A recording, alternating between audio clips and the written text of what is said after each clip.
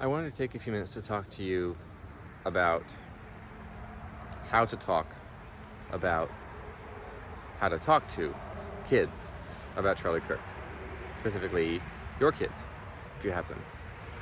I shared before that I've had a number of conversations with my son, who's old enough to understand these things, but not appropriate to witness them, if you know what I mean there.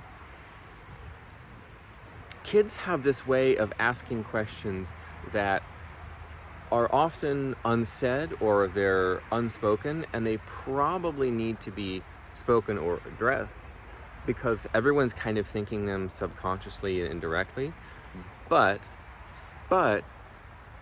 people aren't saying them out loud. One of the most important points of emotional connection with other people is if you say what they're thinking or you put into words their emotions. And my son saw a vigil yesterday for Charlie, and he simply asked questions such as, like, why are there so many pictures of Charlie? Why is Jesus in front of him? There was a crucifix there. He saw these buttons.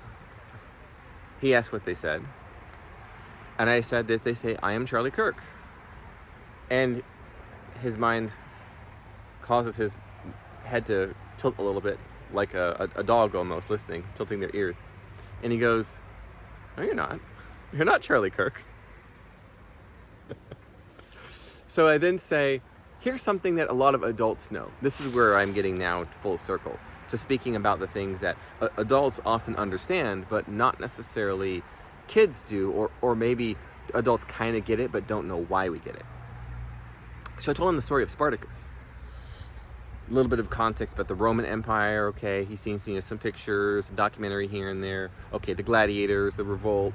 Okay, and then and so I sort of paint the picture of all of these belligerents taking on the might of the empire, and recalling that particular scene from the Spartacus film that many of us have become familiar with. Maybe you've seen that scene, laying that out. And I said that many of the things that Charlie stood for, that he believed in, like the freedom to speak your mind and ask questions and engage in dialogue and talk to people who disagree with you. These are things that a lot of people in the United States do not agree with. They do not like that. They want you to sit down and shut up. They don't want to have a conversation with you. And there are people in this country who are willing to end your life for believing in those things, for standing for those things. I told him. And so, in an age-appropriate way, I then explained that the enemies of what it means to be an American, these enemies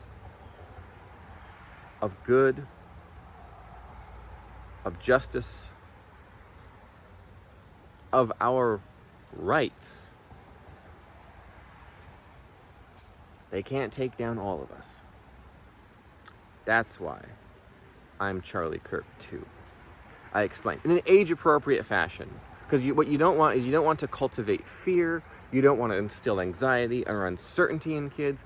But also, we as adults, we have a responsibility to give the context to the next generation for what the heck everyone's crying about, and why there's candles everywhere, and why am I wearing the hat? I was wearing the hat yesterday, right? 47. That was that was the exact hat that was before Charlie when he was gunned down. And I got one from the Turning Point event that I spoke at last year with Jack and friends. And of course, he's familiar with Jack and our work together and these sorts of things. And so he has sort of this context, like he's seen pictures of me at Turning Point stuff, and he's seen the logo, and he kind of gets a sense that this is really, really important.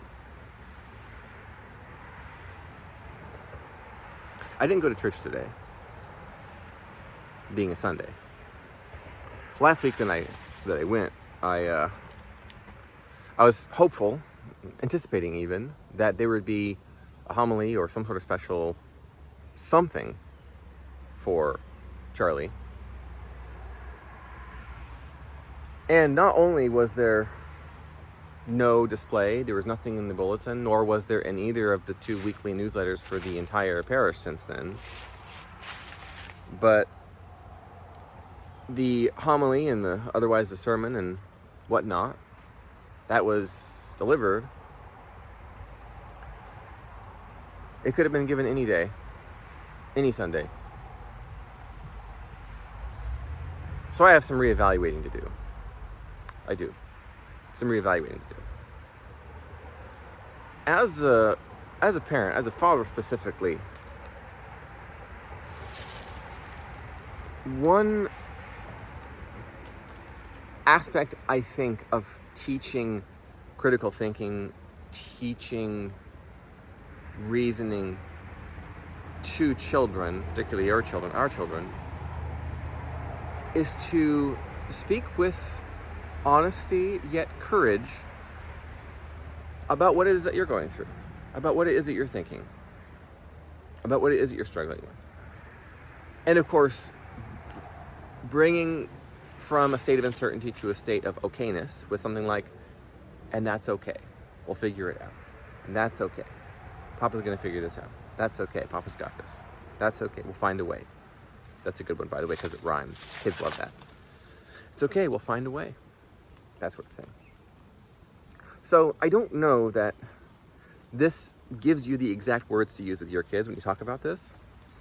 But what I want to prepare you for, if you haven't received it yet, is questions that kind of seem obvious, like, so why was Charlie important? Questions like that. So why did somebody kill Charlie? Okay, this is what is being asked, these sorts of questions. And age-appropriate answers that don't dismiss the question. Kids are curiosity machines. And if we act like it's a stupid question, then they'll kind of feel that energy. And that's not what we want to give kids.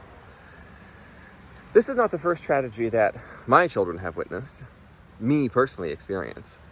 It's not the one that they've witnessed out in the world. You know, there's people that they know who are deeply affected by the North Carolina flooding, the hurricane disaster last year. You know, seeing emotions moved by that and other troubles. Just enough transparency for the kids to see that we're going through something, and also our role as the guides of our kids' lives, I feel. It's such that we have a responsibility to tell the truth and wrap it in, and that's okay, and it's going to be okay, and we got this, we'll figure it out. That sort of reassurance, I think, in age-appropriate fashion.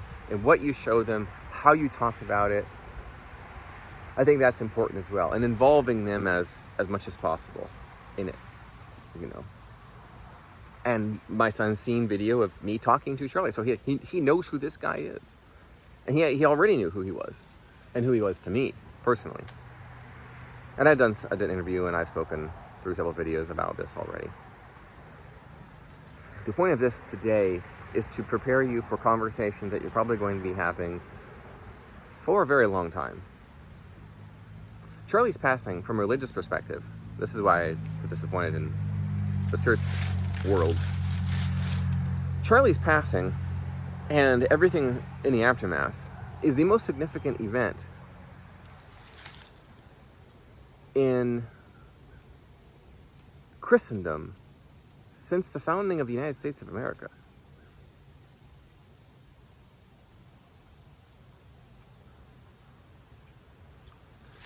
And the way that we speak to our kids about it, how often we do, to the extent that we do, we need to model that is the case for Charlie.